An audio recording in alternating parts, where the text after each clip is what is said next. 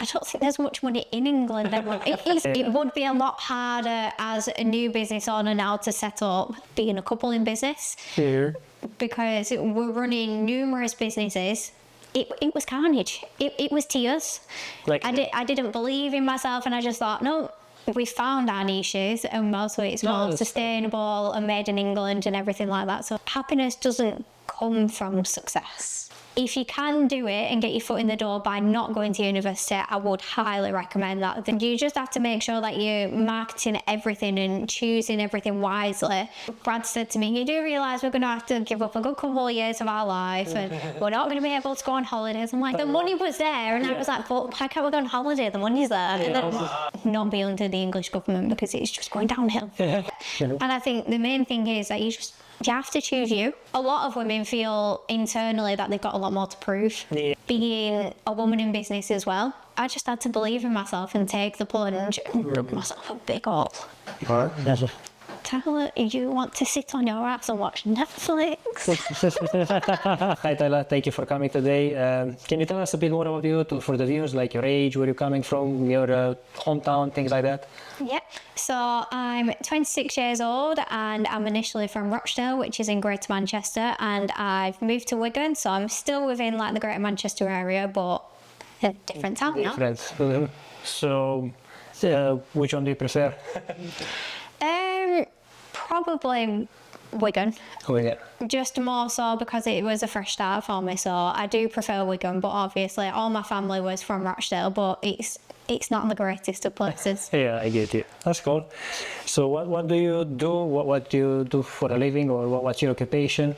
So my background is in teaching, but I do have a business called Skylaa, which is a dog accessories brand, but my initial background was from teaching. From teaching, that's cool. And now from teaching to having a dog accessories business seems a bit different, no? Like very different areas. How do you find that so far? It's good because I still get to have like the creative side and everything like that, but I'm more in control with the teaching. There's a lot more behind it than what people realise there is. So it allowed me to take control of what I wanted to do rather than being stuck in a bubble. Yeah, it gives you a bit of time freedom. Is that the right thing to say? Yeah. A lot more to do with the fact of everyone thinks that with teaching you just go in and teach, but it's a lot of the admin side of it and being in contact with parents and everything like that. So there's a lot more behind it. And that people don't know. They think it's easy, but it's not that easy either. It's not easy at all. Okay. So maybe also you have like rules and regulations, or they send you some paper saying, hey, you need to read this, or like put this in place or something? Yeah, so there's a lot about like safeguarding children, so contacting parents and social services, things like that. So there's a lot more behind things than what people think there is, which can take a little bit of a toll on people eventually, like over the years, because you take on a lot of teenagers' burdens and things like that. So there's just a lot in it that people don't realise. So you were teaching teenagers, not teenagers. So I teach at college age, so it starts from 16 upwards. So obviously with adults being able to go to colleges, then they could be 40s, 50s, but they do start from 16. Yes. So how did the idea came of the dog business? So the dog business came along, it's been about 2 years now of like in the process of the making of it and everything like that.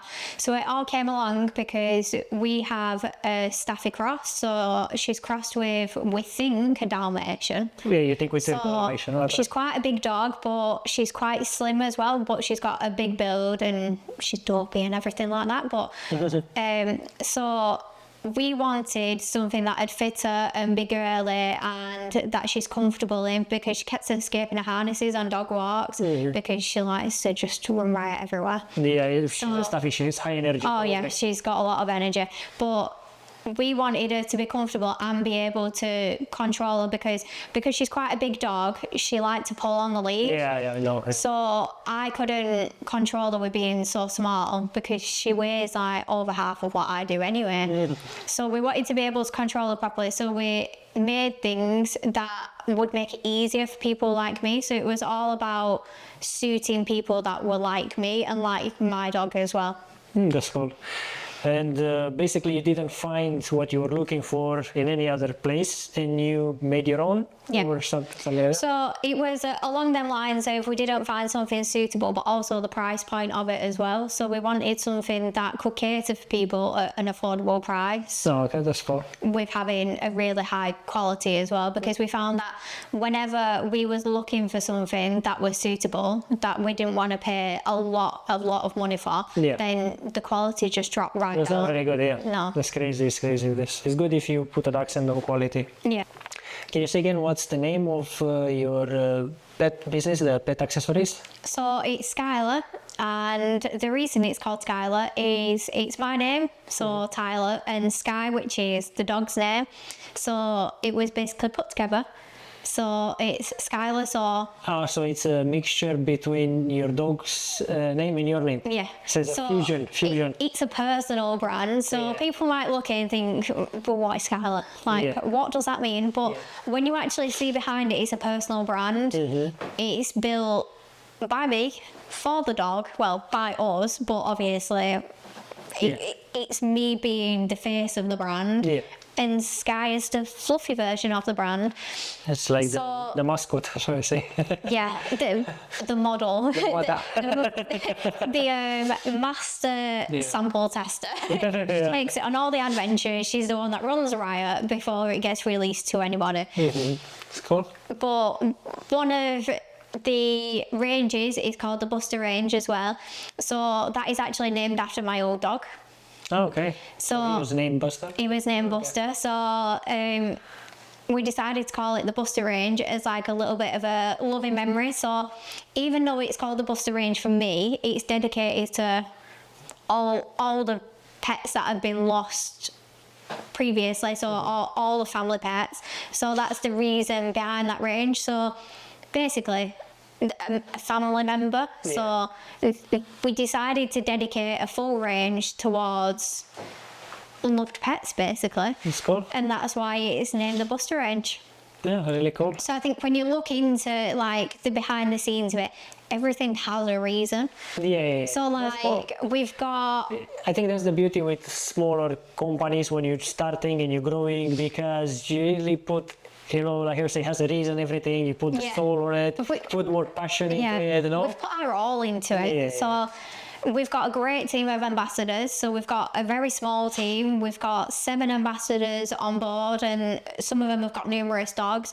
But we have a group chat. We're all like a family. So they have a lot to do with like product testing. So things can be sent out to them, and we take their opinions on board and things like that. But I think it's a very personal brand. When you look into it, everything is personal. So like we have a hands-free poo holder that's handmade by me, Oh, that's cool. and it was designed by me and everything like that, but the ambassadors chose the name for it.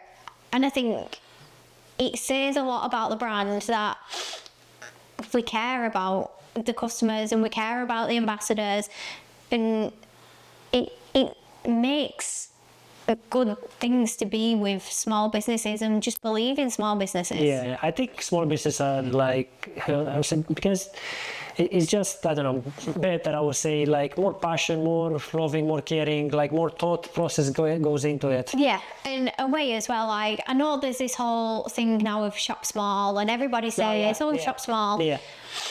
Sometimes it is more expensive, but nobody gets to a big business without shopping small in Without the first place. Well, everyone at some point was a small business. Exactly. Yeah. So without the support, nobody's ever going to be a big business. Sure. Yeah. And how is it going at the moment?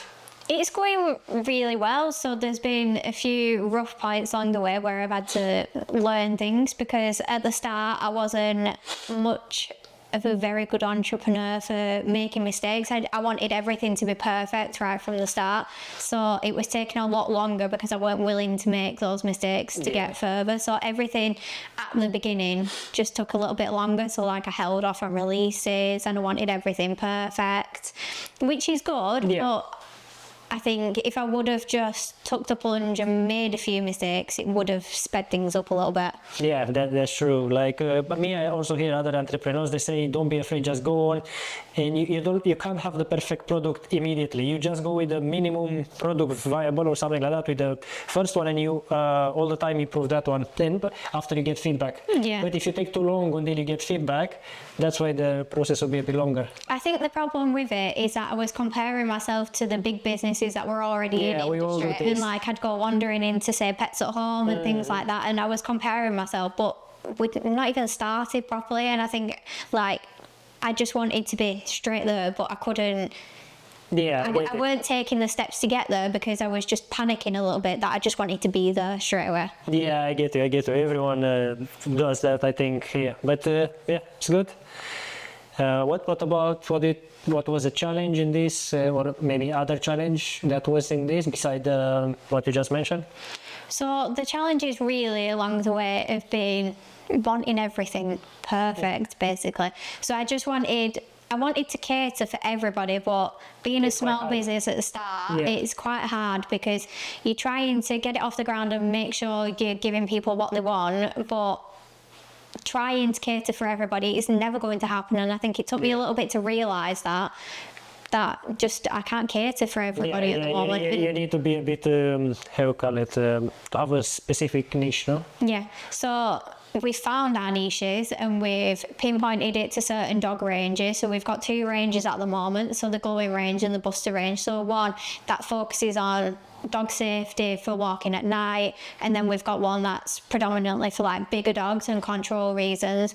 So we can focus in on the different ranges now instead of trying to do absolutely everything, which is initially what I wanted to do, because when we did the business plan, everything was just everywhere. I wanted to do everything. Yeah. And I realised that we can't do that. Yeah, but at least it's good, I mean, because you had a big vision, because they say it's okay to have a bigger vision, and after you find the way how to arrive there, and maybe the way it's basically by niching down first, and slowly at one point, if you grow enough, you'll be able to do it for everyone. Yeah, so we are starting to expand the ranges. So it is me and my partner that works together along the business, so he helps me along the way as well. So we are obviously making the ranges bigger, introducing different types into it, but we've got what we need now in terms of we know that it caters and we know that it's good and the quality's there. So it's just a case of building upon it and getting different things in now. Can you repeat again the name of the company, the dog accessories, and where can people find your products if they want?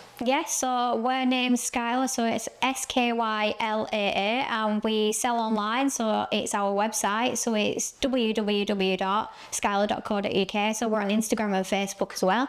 On Instagram it's slightly different, so we're Skylaa_co, but everything's on there, and we're on TikTok as well. Oh, that's cool. I will attach also the links in case. Yeah, brilliant. And I understand you are actually also doing special effects, makeup.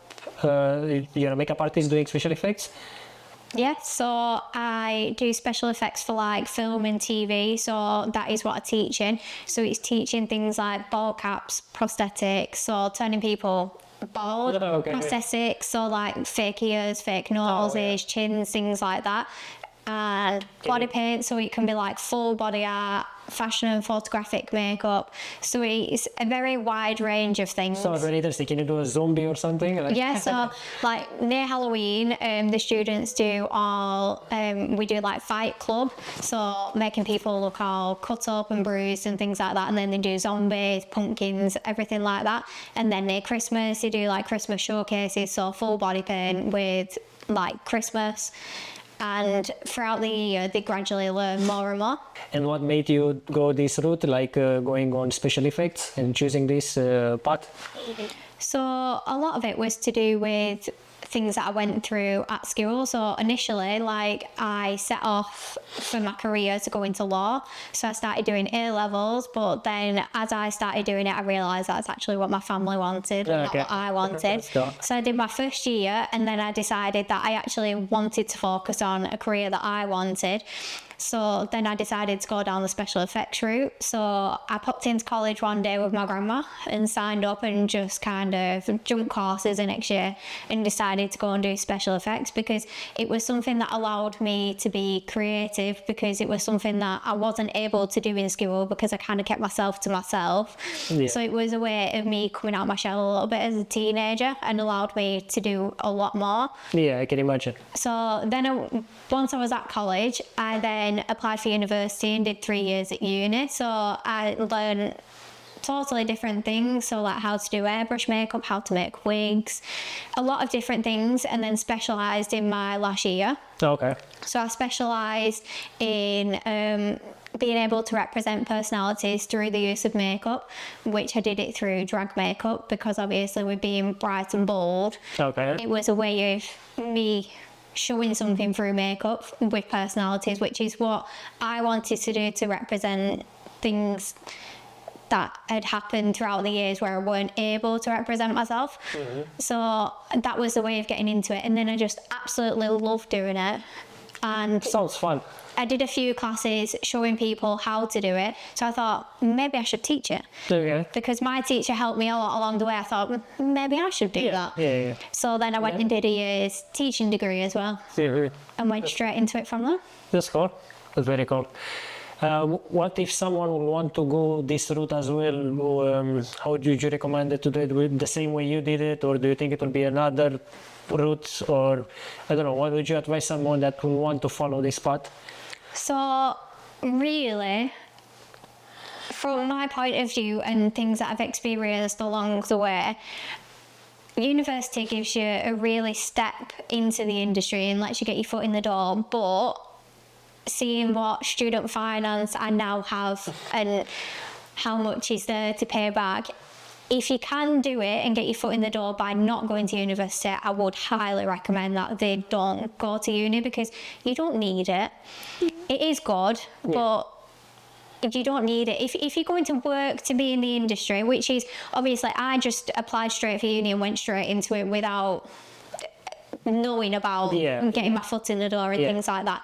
But if you can do it through networking, if you can get your foot in the door that way, then I wouldn't really recommend going to uni, because all what uni does is obviously it helps you build your professionalism and everything like that, and it gives you the tools to get into industry. But if you can do it on your own, I would really recommend doing it. Yeah, I would say so as well. And I think also, imagine if someone can do these 4 years or 3 years that you go to uni, they can just practice straight on, like just get better at the craft. Yeah. Probably, no? So if they can go to events and network and things like that, then it's a lot better than spending 3 years at uni and not doing anything. Obviously, I did a lot at uni and I did all the work experience I could. So I went on everything that I could do to try and get better and try and network and get my foot in the door.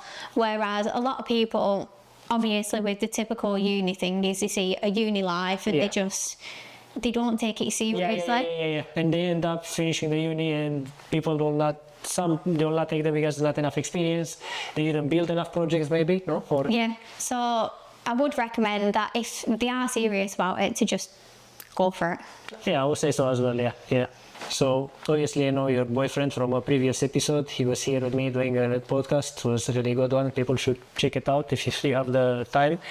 And it looks like you are an entrepreneurial couple. And how is this working for you guys? It works quite well. We've had some difficult points because obviously we have a few clash of ideas along the way. Obviously having to have 2 businesses to work on, well 3 because we have took on another one as well. Okay.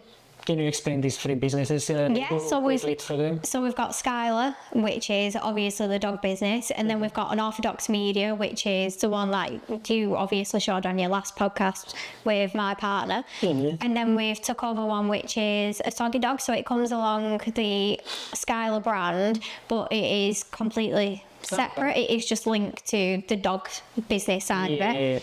So it's a new concept of a portable dog bath for camping and things like that, which is something that we are releasing, but we're just working on getting everything in place. But we have took over that as well. Oh, that sounds cool. So the last one is more like you said, a bath when you're camping, so you can make baths to your dogs when you're camping, no? Yeah. So dog are dirty with them back. Huh? Yeah.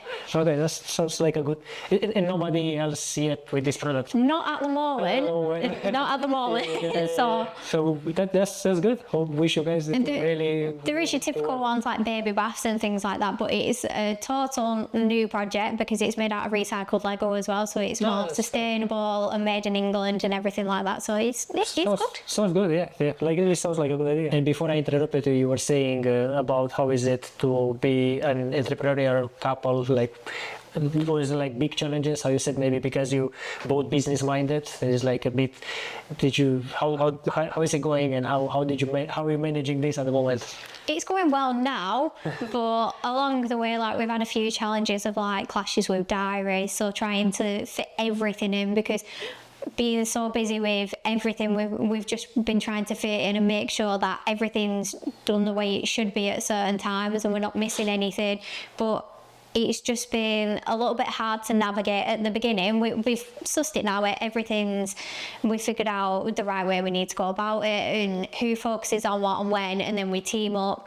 But at first, it was figuring out which one needs to push on which day and who's going to spend the time doing what. And it was just a little bit difficult because we had conflicting opinions on, say, like with Skylaa about what products need to be released and things like that. But we have it sussed now. We do the pros and cons of everything and we just work together really well, and we've figured out whose strong points is what. And I think that's what's important. Yeah. So we've just started working towards our strong points. So now we just things that we know that we're not necessarily the strongest at, we know when we need to pull together and work together. That's cool. So it's more about organizational, about how you organize yourself, no? And just basically also like learning a bit which is the best way to go, no? Yeah, and I think as well, especially with Brad, my partner, he's ran businesses before, whereas this was my first time running a business. So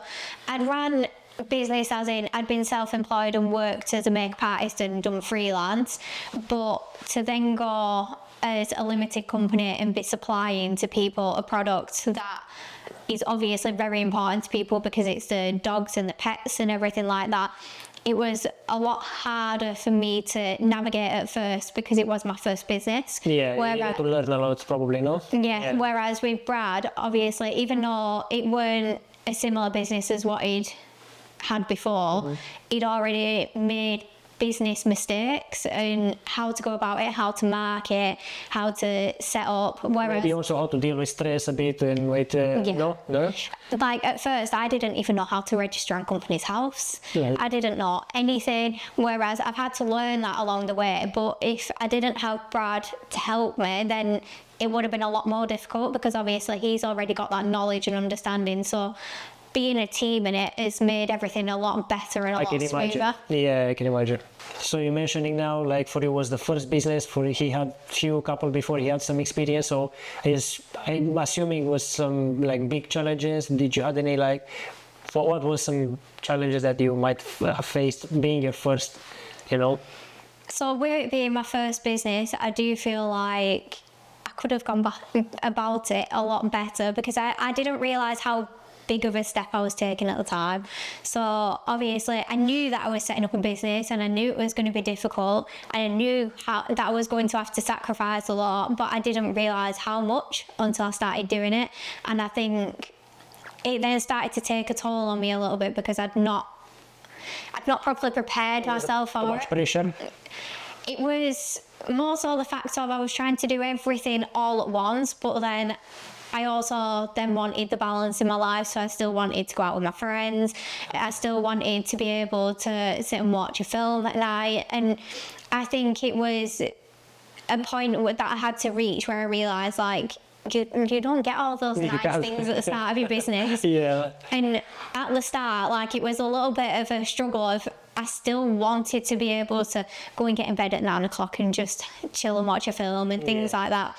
And I'd not quite prepared myself properly for the long nights and working through it and trying to meet deadlines and things like that. Like, obviously, I'd worked towards deadlines previously, but nothing like that because it was something that was determining my whole business. Yeah, I can imagine.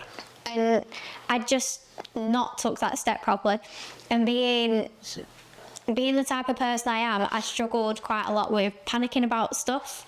So then it would set me back a little bit because I'd get quite panicky and not going to lie, I spent a lot of time crying. So there was a lot of tears, morning, night, everything, just because I didn't realise how much it was going to be difficult. Yeah. Being a woman in business as well. Yeah. Because especially taking over the business that we did take over, my partner let me take the full plunge into it myself.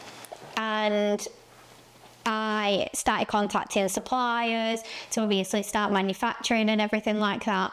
And the way I was spoken to from a man was really not nice, and was told how rubbish it was, and that was a little girl, and I shouldn't be emailing, and basically that I needed to get out of business because. Who told you this?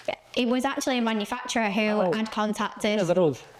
So it was obviously a middle-aged male, and obviously seeing that it was hard to take. So I'd signed my email off, obviously, that it was me, and the reply I got was absolutely appalling. Like I can imagine, especially when you try in the beginning and everything is also already hard as it is, and you also get a message like this. I think is really I don't know, it's hard. So that was a big turning point for me, because like it hit me hard, thinking like, oh my god, there's somebody straight away, a manufacturer that doesn't believe in my product. Is there any reason in doing it? It made me question a lot of things, but then also me as a woman, like, am I doing it properly? Should I be doing it? Yeah, everyone has doubts, so you have doubts. But I think that was a big turning point for me, because I realised then, with the support from Brad, that there's going to be people that don't like the business. Exactly. Or don't like you or the business.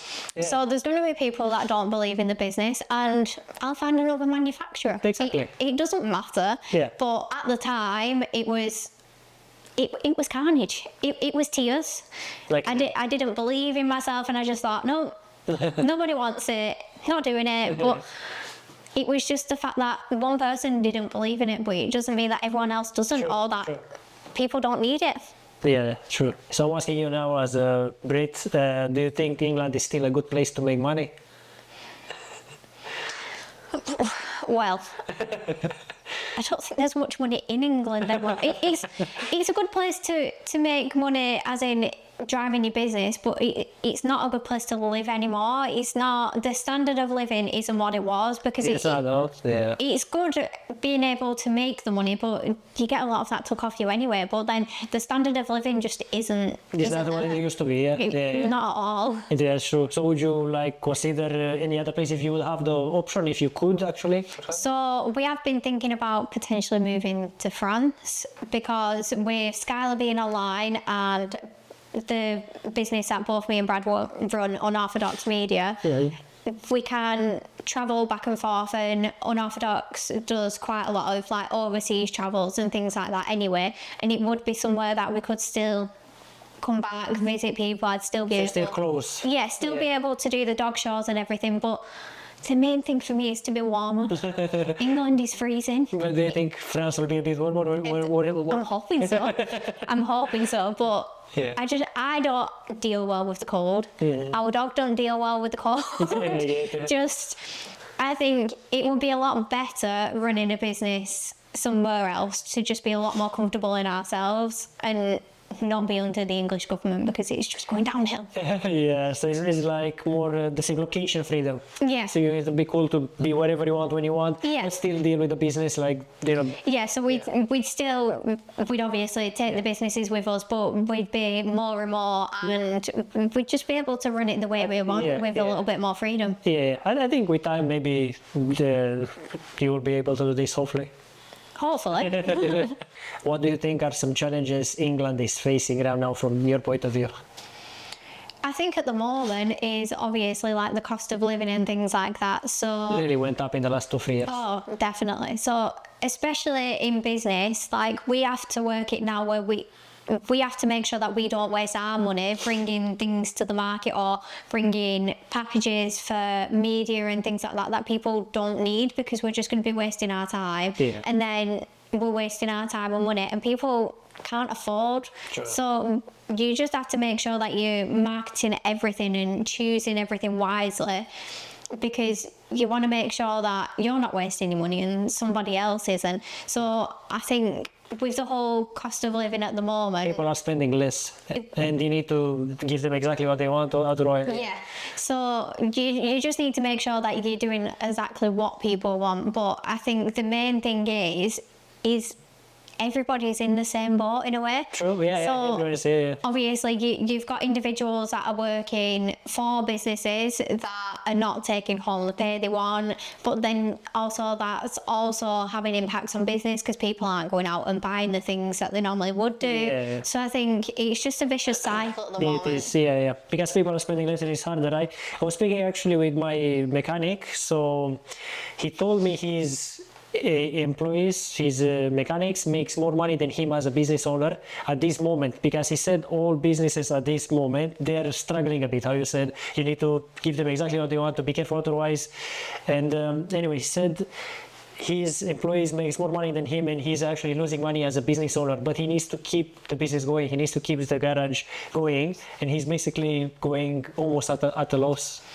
I think a lot of businesses are like that at the moment. So what we're doing is we're working on obviously continuously building. So we're putting the money back into it, but Yeah. we're just making sure at the moment that the money's going to the right places and it's not being wasted, because otherwise the money's going to come in from custom and like the packages we do and everything like that.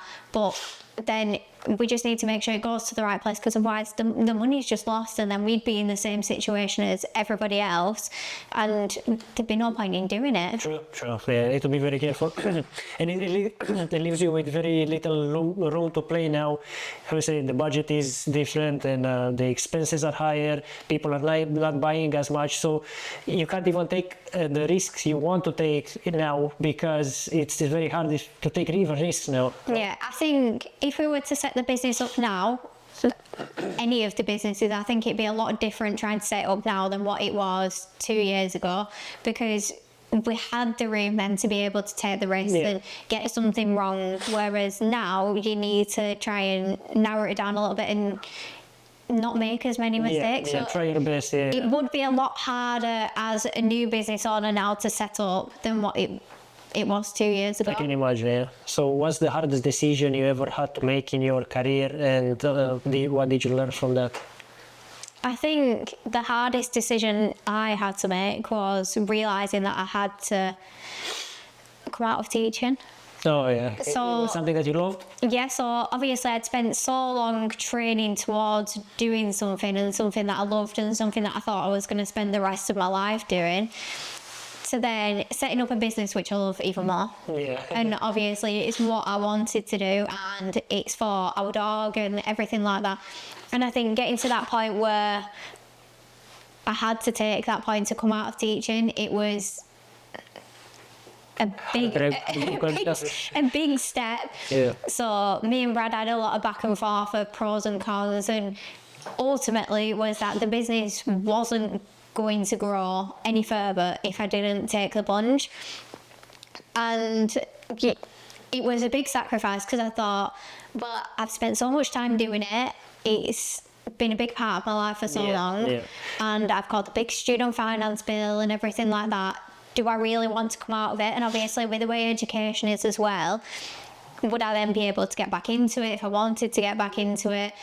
And it was a little bit of also self-doubt of, can I be a full-time business owner? Yeah, that's good, yeah. So it required you a lot of courage also to do that. Yeah, because I was originally working full-time, so I was teaching full-time, and then I dropped to part-time, and then it was getting to the point where obviously the long nights as a business owner, and then trying to squash stuff in on my dinners, and it was just taking too much time up that I felt like I either couldn't give it all to my business or I couldn't give all to my students. Yeah, so, yeah. Ultimately, if I don't give all to my students, then I'm having an impact on someone's life, and I didn't want that. So I just had to believe in myself and take the plunge, and that was the hardest thing, I think, just realising that I just need to do it. Yeah, it's all or nothing. Yeah, that's true. You basically conquer it. This is a fear. You conquer this fear, and that's what many people. There are many people that want to start a business, and they will probably be afraid to do what you just did. Just jump into it, you know. And I think it's okay what you did. What did you say?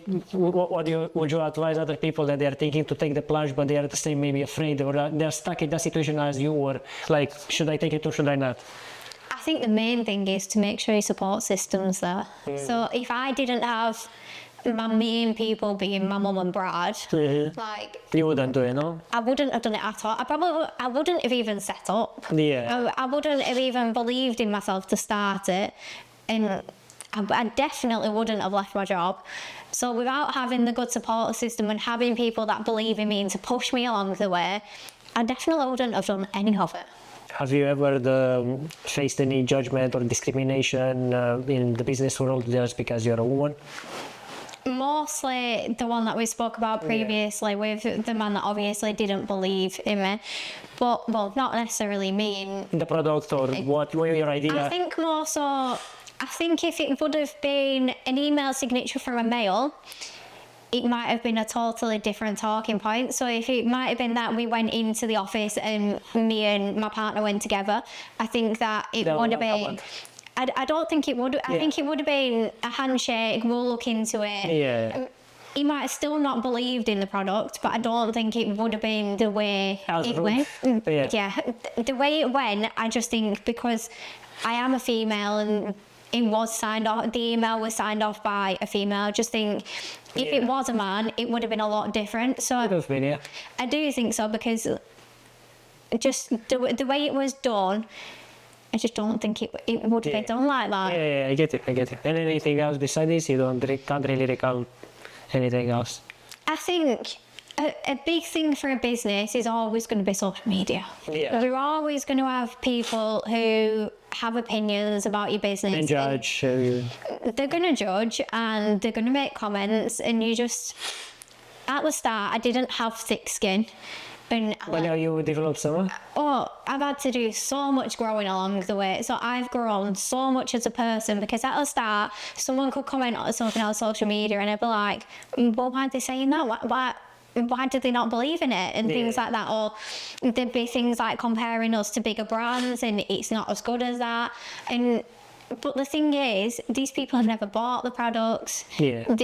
It's the first time that they've seen us pop up on Instagram or TikTok or something like that. And I think the more I realise that people just go on social media just to slate businesses, and that they don't actually realise how much work's put in, what the product quality is like. They never know, There are people that never probably done it. That's why they're judging and they are just commenting. If they would know the struggle, they wouldn't. They say hate always comes from underneath, so never from someone that's already doing what you're doing. So if you'll find that I've never had any bad comments from other business owners.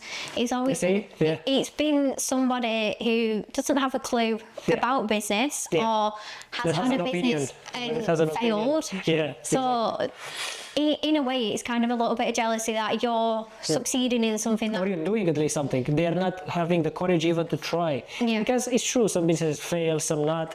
But you need to at least try. Even if it fails, try until you make it. It's better than not trying at all. We did Dogfest this year and we'd only been trading 8-9 months at the time.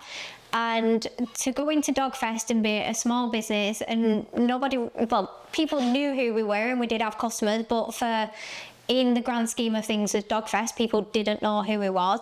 And to be there with brands that had been trading for years, have got a big social media following, I thought like, oh my God, nobody's going to talk to me. The business owners are just going to think what they're doing here. They'll dismiss you. Yeah, but the support that you get from other businesses is unbelievable. So I've had so much guidance along the way from other people that are in exactly the same industry. They do similar products, but people are so helpful, and you realise that the hate doesn't come from within. It's actually people that don't know anything about the business. Well, they never tried. They don't understand the hustle, so they just comment. They have opinions, but they never tried anything. Yeah. So being at Dogfest was a big, massive turning point for me, because I realised that the support is there from other businesses, and even though they're doing similar to you, they still believe in you. They'll still push you along the way. Thinking it's a way to collaborate or to grow together, or who knows. Yeah, so we did collaborations with different brands. Like we did a food company, so a dog food one, called Walker and Drake. So we did a collaboration with them, but we'd never heard of them. They'd never heard of us. But then you meet there at the festival? Yeah, we met there at the festival, and we've stayed in contact since. And then we found collaborators to bring out different products with each other. But ultimately, it was that once you meet them as a person, you realise that they are normal people behind businesses. And I think a lot of people will go on the internet and they just think, oh my God, it's a dog business. I don't like the products. I'll just say I don't like the products. Yeah. But when you actually meet the people, you realise how hard they've worked on things. Exactly. And how much blood, sweat and tears have gone into making something to put in front of a customer. Yeah. And I think it was just really good being able to collaborate with other people as well. Yeah, that's cool.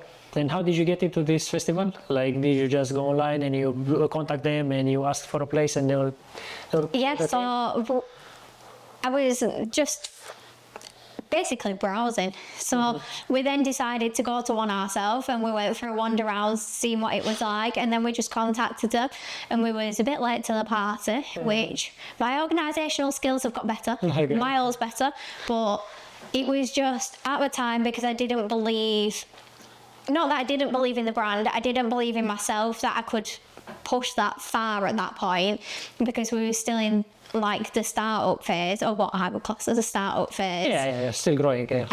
I didn't believe in myself that I would have the confidence to be able to be with thousands. There was 27,000 people. Expositions there? Yeah. Wow. Not 27,000 people that attended. Okay, participants. Yeah, so then if you think about the amount of dogs that were also there, so those 27,000 people brought 1, 2, 5 dogs. Yeah. So there was a lot of people, and it was very good to just be in that place and realise that people do love the products. Once you get it into people's hands, people like you as a person. You just need a way to show it somehow. Yeah, you know? And people buy into you. Yeah, but people buy from people. What do you think about the hustle culture? Do you think it's toxic, or do you think it's empowering?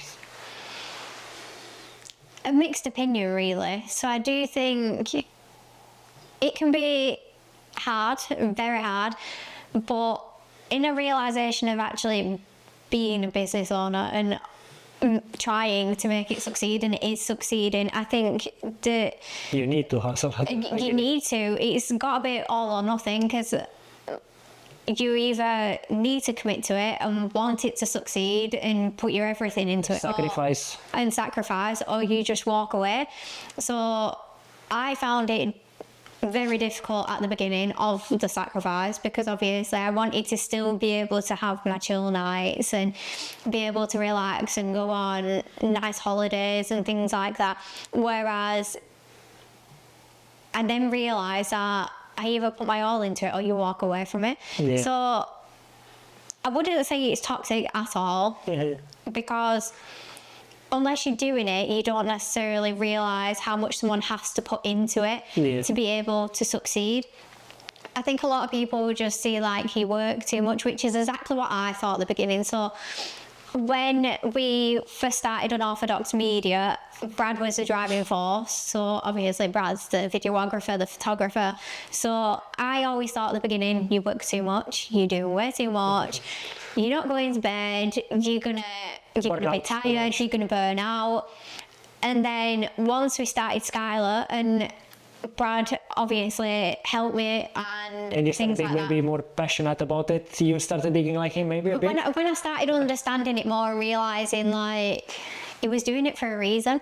There's obviously a reason behind it. And then Brad took a step back and wanted me to make the mistakes myself, and wanted me to drive it forward rather than not necessarily hand holding, but having to make them first time business mistakes myself. You need to make them. So he understood that and he let you do it. Yeah, so he then started, well, it was like make the mistakes I needed to make. Yeah. And I think that is when I realised, like, I need to stay up. I need to make sure that I've got a product plan in place, and I need to make sure that I'm replying to the supplier as soon as they get back to me, and I need to make sure that we're product testing, whether it's 1, 2 o'clock in the morning. Yeah. I need to make sure that everything's being done so then it turns around quickly. And it took me a while to understand that, because at first I kind of thought, well, no, I want to go to bed at 9 o'clock. I want to be able to watch the new series that's come out on Netflix. Yeah. But then I realised that I can't sit and watch 3-4 episodes on Netflix. And live your dream, go. Well, I could do, but the business would still be a lot further back. Yeah. And it weren't going to build at the rate I wanted it to. So I don't think it's toxic. I just think you do have to realise when you need to find a balance. Yeah. You've got to drive it and then realise where. Yeah, so now speaking about this, what do you think about the work-life balance? So similar to what you say, some people just wants to have it all, also the Netflix, also working maybe, also holidays. Do you think it's possible, a work-life balance, or is not really possible? I think at first it's not possible. It's not, no? So I wanted the work-life balance. It was a little bit of a back and forth between me and my partner, because he was full force into it, and Then you were like, half of it, yeah? and I wouldn't say I was half in it, but it hadn't quite clicked for me that you need to sacrifice this now to be able to have a lot of it in the future. Yeah. I wanted to be able to build it and still have a little bit. Yeah. And it just needed to click for me that you can't do it half and have half of a work-life balance. You either do it all and get it all, or you do none of it. So I think we have now found a work-life balance. So we can go on weekends away now, or day trips and things like that, whereas at first so it's getting a bit easier with time. Yeah, so we've adapted ourselves to the way that the business works, and we realise that if we get something done by such and such a time, that we can have so much time to do something else. Yeah. It was just getting to that point of figuring out where we wanted to be as business owners and what direction we was taking it in, to figure out what the work-life balance was going to be. Yeah. Dug myself a big hole.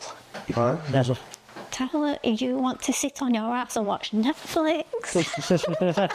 The money was there, and I was like, but why can't we go on holiday? The money's there. And then, was there a moment that you had like self-doubt? How did you navigate this? Was it any moment that you wanted just to leave it, quit? I never wanted to quit, but I did have self-doubt, not in the business or in the products or anything like that. It was just doubting myself. The fact of, was I strong enough to be a business owner? I think the normal doubts everyone has, you can say, like some just in general, like... I think as well, because I wanted everything to be so right, straight from the beginning. Things are going to go wrong, and I think the self-doubt started to come in then, the fact of, well, why is it going wrong? Can I not do it properly? Do I need to change something? Am I not good enough at doing it? So I think I did have self-doubt, but not that I wasn't strong enough as a person, but just, could I navigate through it properly? Yeah, just... But without having not a big support system, basically the two support system and family and friends as well, without having my main support system, the self-doubt would have been a lot worse. It would be worse, yeah. Because they helped me realise that you're always going to have self-doubt. Yeah, and I think as long as you navigate through it and somebody else also believes in you, then... Gives you strength. It helps build you, and it's helped build me as a business owner. It's helped build my personality, everything. It's made me a lot thicker skinned because somebody else also believed in me. So I think sometimes it's not enough to just believe in yourself. You need someone else to believe a bit in it. You need a good circle around you. You need to surround yourself with the correct people, because I think if you believe in yourself, but then you've got a lot of negative people around you, or say somebody who's had a business previously and it's failed, then they're constantly going to give you your negatives, and you're going to think, well, I can't do it then. Yeah, depends who you listen to. Huh? Yeah, so you need to listen only to positive advices. Yeah. So I think because I surrounded myself with the correct people. Yeah, I think it matters a lot. Previously in my life, I hadn't, and I'd let the negative comments get on board, and then he'd start getting on top of me and things like that. But I think straight from the get-go, we had a good dynamic, especially me and Brad, that we just built each other up. That's a good thing. We wouldn't, well, I definitely wouldn't.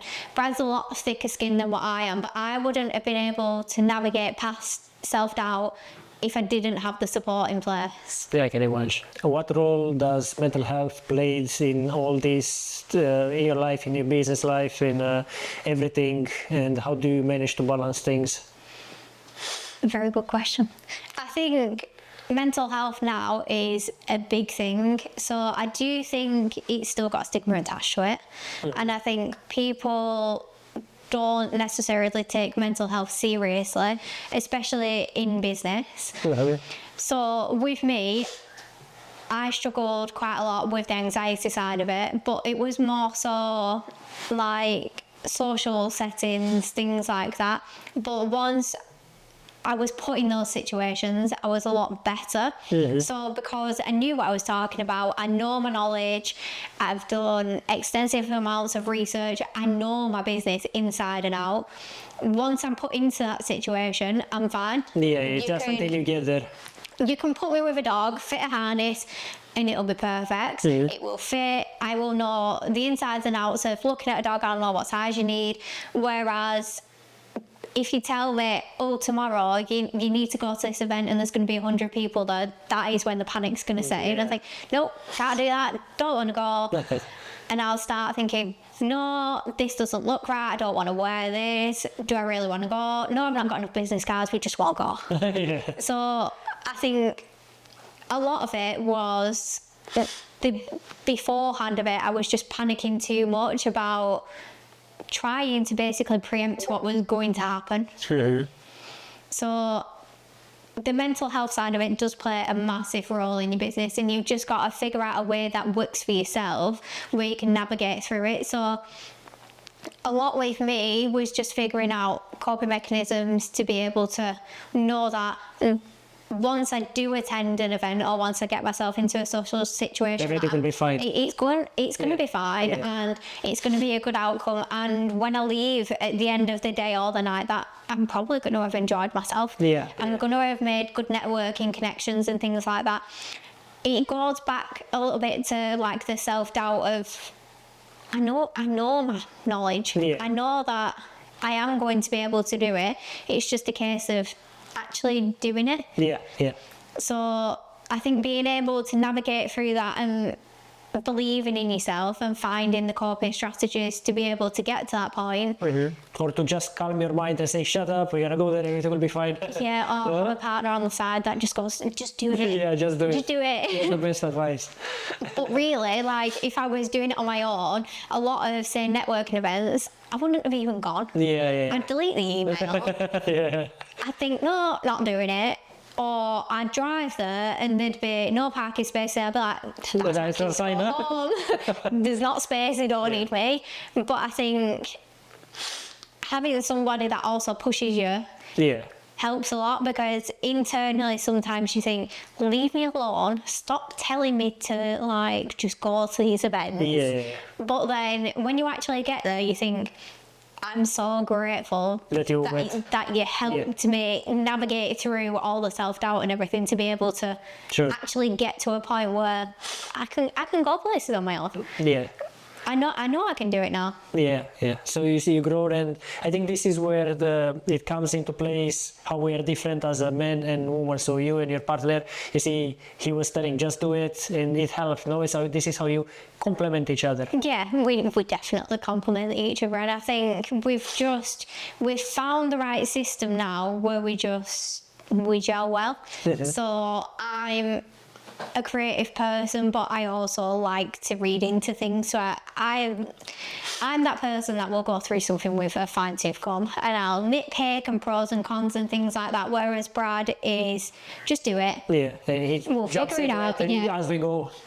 So I think a lot of the things is we will jump into things and it might go well, it might not go well. Yeah. But we figure that out as we're going along, whereas I probably wouldn't have even started it. Yeah. I'd probably do it in a month's time because then I've got my pros and cons list. Whereas I think we definitely complement each other because we know now between us when I say something of, well, I think we should hold off on that, Brad can also look at it and go, I think you're right. Yeah. And then when I say, no, I'm going to wait a week, and Brad goes, nope, you do it tonight. And I think, yeah, maybe I should. Okay, so I think we've just figured out ways now that we complement each other. And you know each other when to act or no. Or, Yeah. But I think that's just come with figuring out how the business runs. Yeah, and it comes with time. Yeah, definitely. So I think at first, really, is we needed to figure out ourselves in business and then the business itself to be able to then bring it together as being a couple in business. Yeah. Because we're running numerous businesses Yeah. at once. Yeah. It's a lot, Like, I can imagine. but we figured out how to do it. Yeah. And I think you just need to be able to lift each other up and realise where your pros and cons are within the dynamic. Yeah, true. And I think it's also a good thing that you're both into business, because if you'll be just by himself, I think it'll be much harder for him. Or if you'd be just by yourself, it'll be harder for you, because there are couples like this. They're just one of them there is, And I think being both of you, I think the mental power, the manifestation power goes better in two people, I think. Yeah, I think, especially because Brad believes in me and I believe in Brad. Obviously, it's a second-hand manifestation that you. I would say, I think it works. But you have someone else believing in you, you driving force as well. And I think as well, both being in business together, you figure out that you know why somebody's staying up late at night, you know why they've decided to have the tea at 10 o'clock at night and they've decided not to watch I'm a Celeb at 9 o'clock and things like that.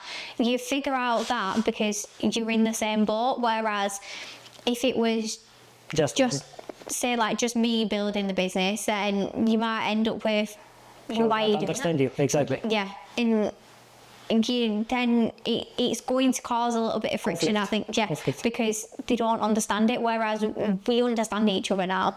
What's one piece of advice would you have like someone to tell you like 5 years ago, for example? That you can't have all of it. You can't have all of it. And I obviously could keep my teaching job and I could keep my being able to go on holiday and everything like that. And run a business and do everything. You've just got to realise that you're not Superwoman or Superman for that matter, or you don't have superpowers. There's going to be downfalls and you've just got to pick yourself back up and be able to move on with it and have thick skin. True. I think a lot of it just comes down to just get on with it a little bit. Yeah, that's true. So, and I kind of knew that going into it, but I think if someone would have laid it all down in a way that I could tell myself, then I think I would have understood it a lot more. Obviously, coming from someone else, they say, well, I think this and I think that. If it was like future me saying this needs to happen, I think it would have resonated with me a lot more and I would have known from the get-go. But I think you don't know how hard it's going to be and how much you have to work and everything like that until you do it yourself. Exactly, until then. You don't realise how hard it's going to be until you do it. Yeah, and people might have told you before, but because you don't do it, you're not really receptive. You don't really figure it. So at the start, Brad said to me, you do realise we're going to have to give up a good couple of years of our life and we're not going to be able to go on holidays. I'm like, yeah. And then it actually happened and I'm like, oh my God, I want the sun. Imagine. Yeah, you need to. Being able to give up those things then, obviously. For delayed gratification. Yeah. And what about an advice for your younger self? So not necessarily business advice, life advice, like younger self, so like, I don't know, hear me. So really for my younger self was that you can make changes. So in like my childhood and things like that, my mum and dad worked a lot. So they worked a hell of a lot to be able to make a better life for me. And I think I got into that work kind of thing of I needed a professional job. I needed to be one, just in a certain way, but not necessarily. You know? I think I kind of didn't want to be a child when I was a child. So I wanted to be very adult. I wanted to work like my mum, so then my mum didn't have to work as much and things like that. And I think looking back at it now, if someone could have said like, you can work a lot and be happy and you will get out of things and things will get better and you move out of the place you live and things like that, I think you've just got to believe in yourself, because when I was younger I didn't believe in myself at all. So I was bullied at school, so I didn't believe in myself. I had a lot of self-doubt, which obviously led to me going into like the creative side of it, because I didn't feel like I could speak to people because of obviously like the bullying side of it and things like that. So I think especially for people in their childhood that have been bullied, that people don't know what they're going on about, and you change as a person, you grow as a person. And I think looking back now, if I could speak to myself as a child, of that they don't have a clue, and you've just got to build on yourself and do it for you rather than doing it for other people. I think if you're doing it for somebody else, it's just not going to happen. True. I think it's also like listening to your intuition, the way you said in the first part of the podcast, you said when you realized you didn't like the law and you changed, it's good you had also the power to do this. I think this is also about the intuition, is to have an intuition and when to do these things. Like how you said in the first part of the podcast that when you realized you didn't like going into the law, you just stopped and changed course. But you see, many people don't have the courage to do this. Like how did you manage to, I don't know, listen and follow your intuition? Because that led you in a good place, you know, like first. So I think really there was that point where I started my A-levels, I'd gone and sat in my exams, I sat in the freezing hall with 100 other people and done the exams and everything like that. And it was that 6-week half term that you have in colleges and schools and everything, that I kind of sat there and I thought, I'm not doing this for me. I'm doing it because I want to make money for my family. And obviously, when you sit there and you think lawyers make money, solicitors make money, barristers make money. So because my mum and dad had worked so hard to provide for me, and my grandma and my granddad and everything like that, I think because they was working numerous jobs, I thought, well, if I just go straight in and go for a high paying job, then I'll have no problems. But I didn't actually realise until I was doing it that I don't like that. What's the point in going into something that you don't like? That I don't like, but it was also, I was going into it for my family. Yeah, you're feeling like you owe them something, but it's not really like that. In a way, but it was kind of my way of giving back of, you've helped me get to this point. But then I realised that I can actually do something I want to do. And still make money. And make them proud, and realise that they helped me get to that point. And all the jobs that they worked and the long hours and having to go to my grandma's for tea because my mum couldn't pick me up from school and things like that, all that was worth it, because I'm doing a job I like with the money I want, and I run a business now.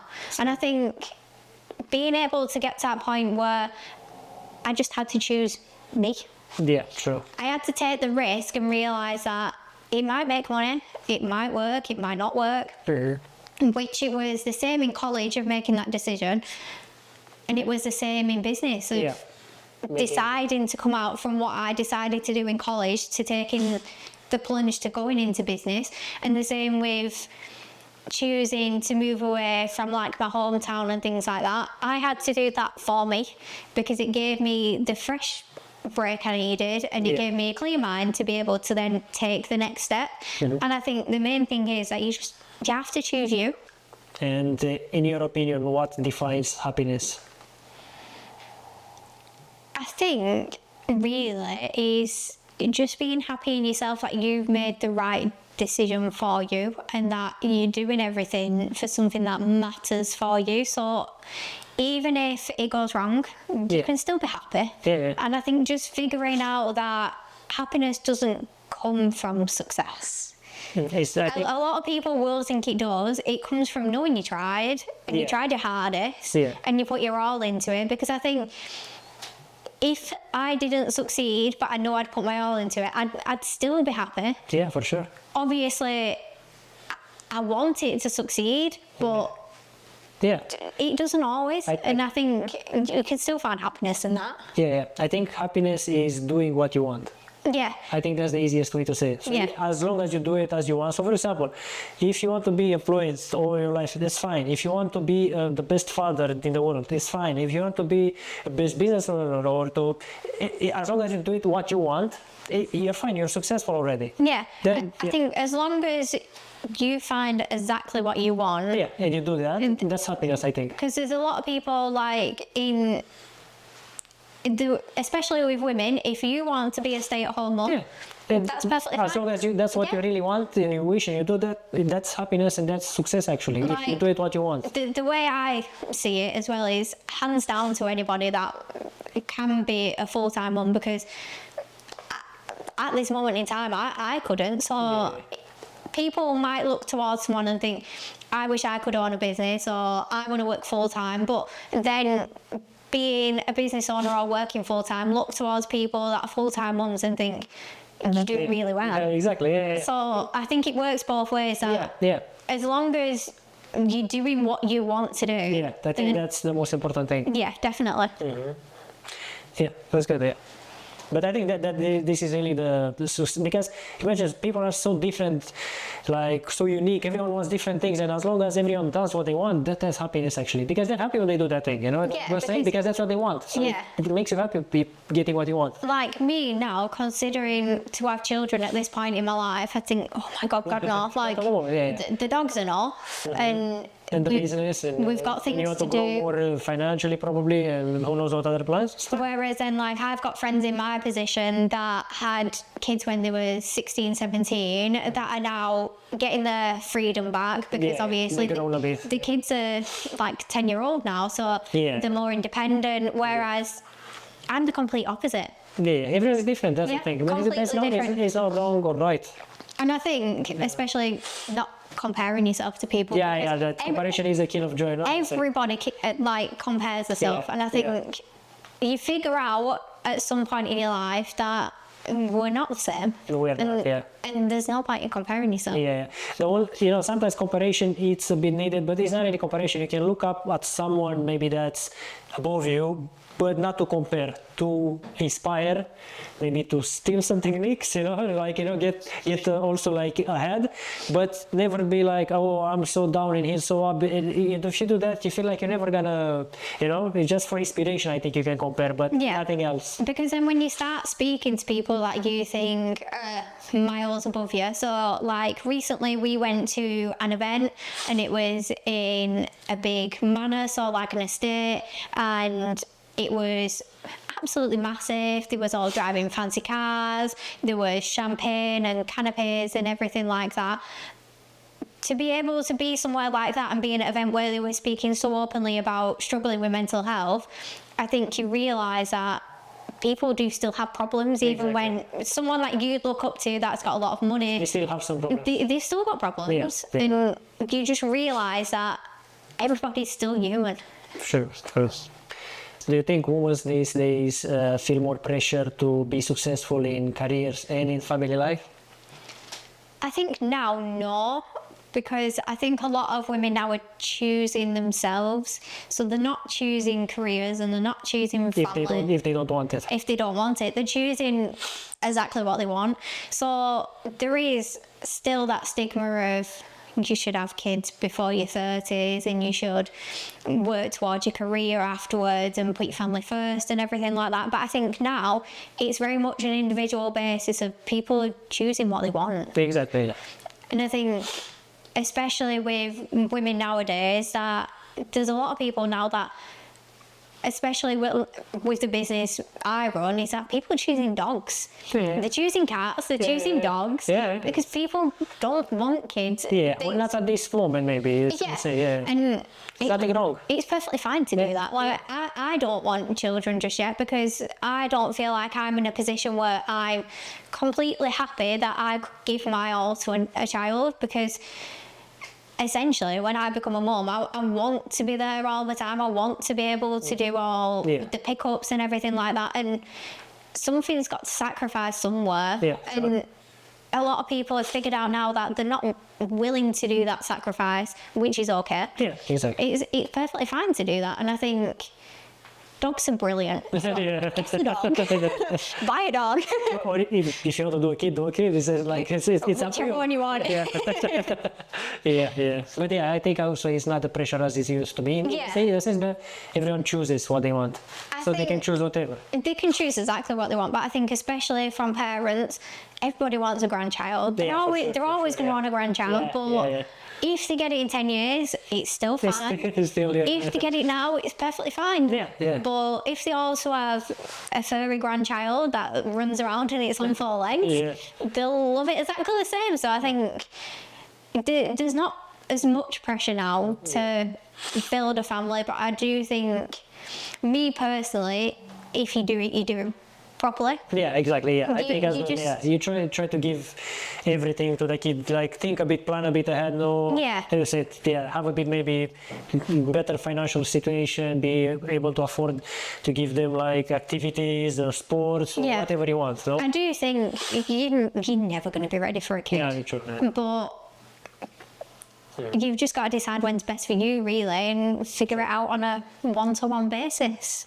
And what do you think about on the career side? Do the women these days feel more pressure on that as well, or the same depends on their choices? And I do think there's more pressure to be successful, especially for a woman, because I think if you take it from a business point of view, if you're going to do it, you have to succeed. Not that you have to, because obviously things can go wrong, but to be a woman and succeed is amazing, because there's been so many things previously that people don't believe that a woman could run a business, or a woman could work full-time, or have her own home, things like that. I think a lot of women feel internally that they've got a lot more to prove. Yeah. So I do think we probably put a lot more pressure on ourselves, than what we should do, because it's okay if you swap jobs 5 times in a year to find the job you want. It's perfectly fine, but I do feel like internally you probably have a little bit of a battle with yourself to say, like, I can do it. I can do something. You just need to figure out, like, you don't have to prove it to anyone else. You don't have to prove it. Only if you really want it, then go. But if not... But if you want it, it'll happen. You've just got to work towards it, manifest it, have the right people around you, and it'll happen. Yeah, true. How do you deal with negative feedback or criticism? How do you handle this, if it's any? At first, I didn't deal with it very well, because when you believe so much in your business, yourself, your products, sometimes it can be hard to take on board that other people don't believe in it. But I think just by having criticism along the way and realising that things do need to change, there will be things that need changing, because people don't have the same opinions as you and things like that. I think by actually having criticism along the way is the way you deal with it, because you're never going to know how you deal with it until it happens. Yeah, you just need to go through there. You just need to do it, really. And I think that is the only way that you're going to get through being able to do that. Then you can't really escape them anyway, in a way. No, definitely not. Especially, I think if you start figuring out yourself what can be criticised before it even gets to that, then it makes it a lot easier. So, especially your self-doubts. So if you can be a lot more thick-skinned, figure out how you're going to deal with situations, put coping mechanisms in place, then you can just get past people's criticisms. When it happens, you are kind of already prepared mentally. As long as you're happy with yourself, then you're going to be more prepared. And I think that's the main way forward, is just be happy with yourself. So like at the start, when we started doing videos for Skylaa, I wasn't confident in front of a camera at all. And we did a certain video and I was watching it and I thought, oh my God, my teeth, I want my teeth fixing. And I just thought that somebody down the line, especially if we get to a huge business, somebody's going to have something to say. Exactly. And as long as I'm happy with myself, then that's perfectly fine. So I just thought, fix everything that I want fixing for myself, for my business, for my products, and then it doesn't really matter what everyone says. Exactly, it doesn't matter what they think. Yeah, that's true. Then do you have any closing remarks? Go and check out Unorthodox Media and Skylaa, because go and check that. Go and check them out. But also, roles reverse, I'm going to ask you some questions. It's interesting. Thank you. So what piece of advice would you give to anybody wanting to start out in business but holding off on taking the first step?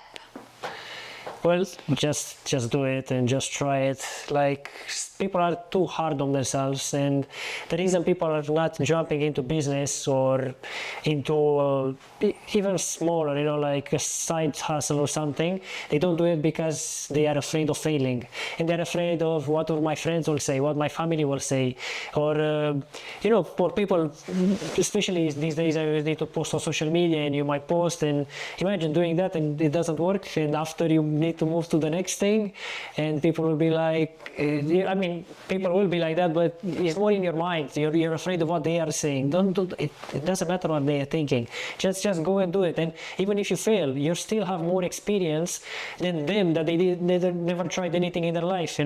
Imagine someone never tried a business in their life. They never been to networking events. They never do content, maybe because they are not needed to. If they don't try to open to do something, there's many things that goes into a business that they never do. They never try to even the legal aspects. Like on the going to the government, what's involved in opening a company, with paying your taxes, even doing your taxes if you never are self-employed, or if you have a pain of owning a business. It's many pain that when you do this, even if you fail, you're gonna be so much well-rounded as a person than a normal guy, woman that never tries anything in their life. So just do it even if you fail. And even if you fail multiple times.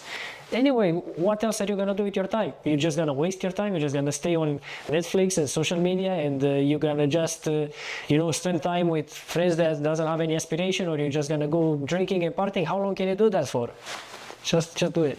You only live once. But in a good way. You see, you only live once, but in a good way. Not you only live once and you go and, waste yourself. Very good. So, for the next question is, if you are someone with an unbelievable amount of desire to achieve your dream, how can you truly harness the inner power to chase it? Yeah, I think this is the hardest thing to do. And I think that's why some people succeed and some people fail. It's like, and honestly, I'm not there yet either, but I think it's about believing in yourself and having faith.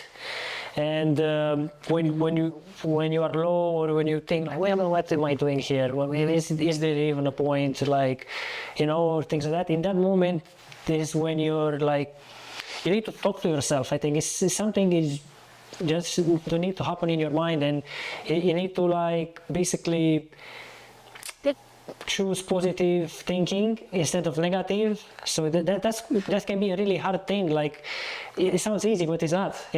When these thoughts comes and say, why should you do that? And in that moment, you actually need to be like, no, I know I'm thinking negative. You start saying, no, I'm gonna do it. I'm gonna manage it.